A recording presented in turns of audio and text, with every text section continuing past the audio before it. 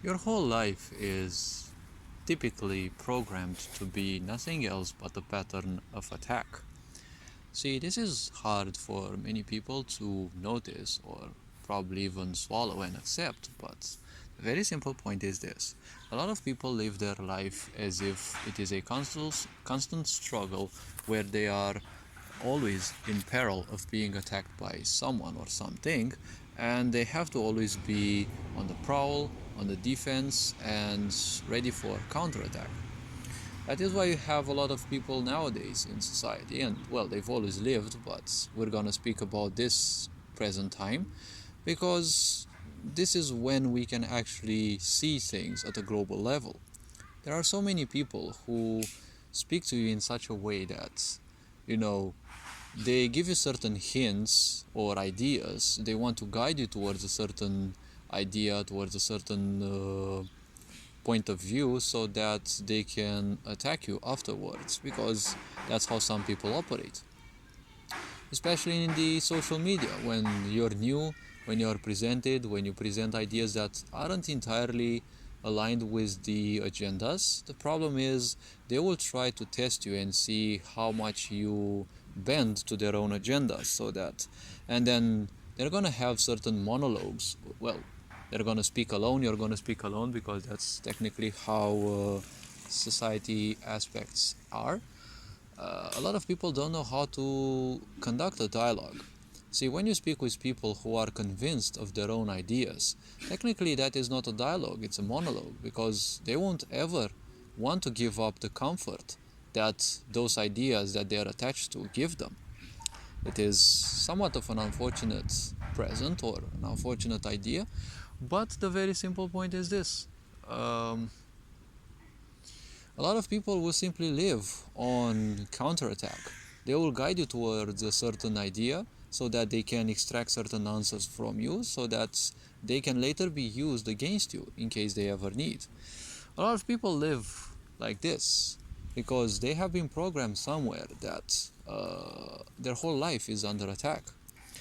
Now, this typically stems from victimization, because when people victimize, well, what it means is that they accept an illusion that they are unable to perform anything, they are unable to do something, to achieve something, or to even start something, because something outside of their control disallows them. This is the case of not too many people ultimately, because there are some people, especially people who end up in psychiatry wards, where certain mental, psychological, and or emotional karmic structures are so strong they simply cannot control themselves anymore.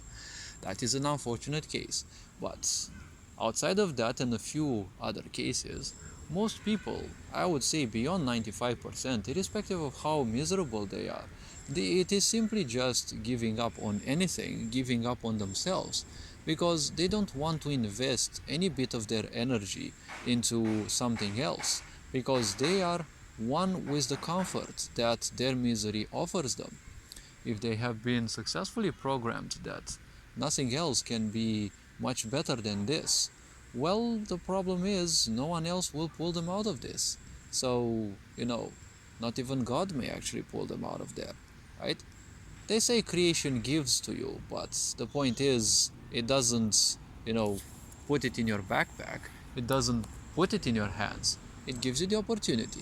Whether you accept it or not, that is your point.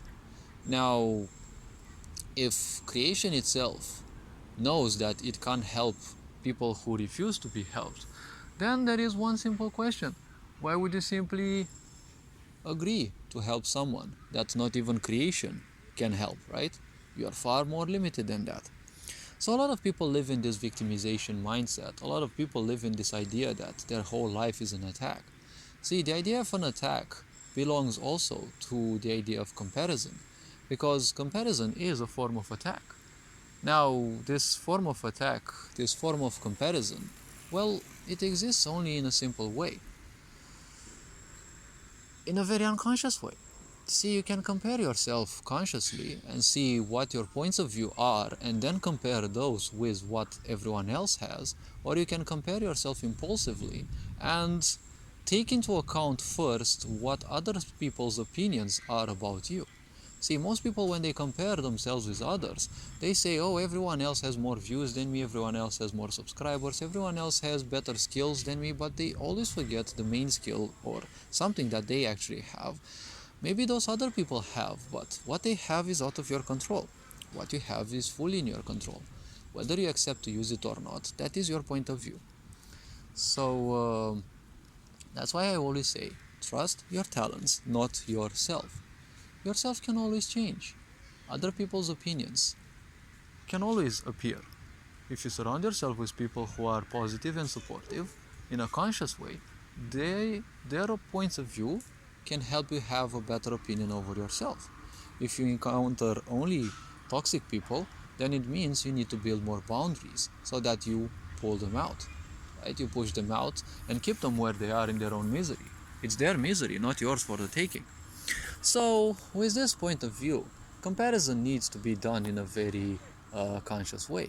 Obviously, you won't be having all the skills in the world. Obviously, you will be having a certain skill level because your background decided most of your life. Say, all the life you have lived till this moment when you're watching this video, or doing whatever you're doing, everything you have done till now, you can no longer change, right? It is very simple to understand. You can no longer change. But you can simply start changing any action that you take from here on. And obviously the psychological and the emotional support of those actions. When you compare yourself unconsciously with others, you'll always take into account that you suck, that you're not good enough first, right? It's not even a proper comparison. You're already telling yourself that you're not worthy, that you're pulling yourself down already. You don't even know those people's lives. Yes, you're seeing their tutorials on the internet, but you don't know how messy or how right their life is. You don't know what else they are allowed to do, because they also may live in some constraining environments, right, with toxic people as well. Right? It doesn't mean that if someone has a certain level of followership on the social media, it doesn't mean that they necessarily have a good life. Imagine all the pressure that they have, because they have to post daily, they have to create material, they have to edit it, they have to post it.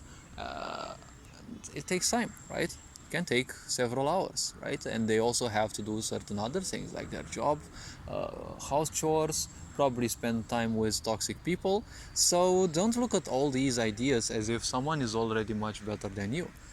Don't forget, life is all about learning, right? Even when you are the best, you should always find something else to learn, or keep improving that skill, because the best of the best means the best of what everyone has found out. You can always be someone who finds something else out. And this is very important, because the moment you start stagnating, that's when you kind of start dying. So don't fall into this idea of you're already bad. Compare yourself only based on your own talents. And remember, there will always be people who are much better than you. There will always be people who can learn from you. The only point is, don't compare yourself with other people.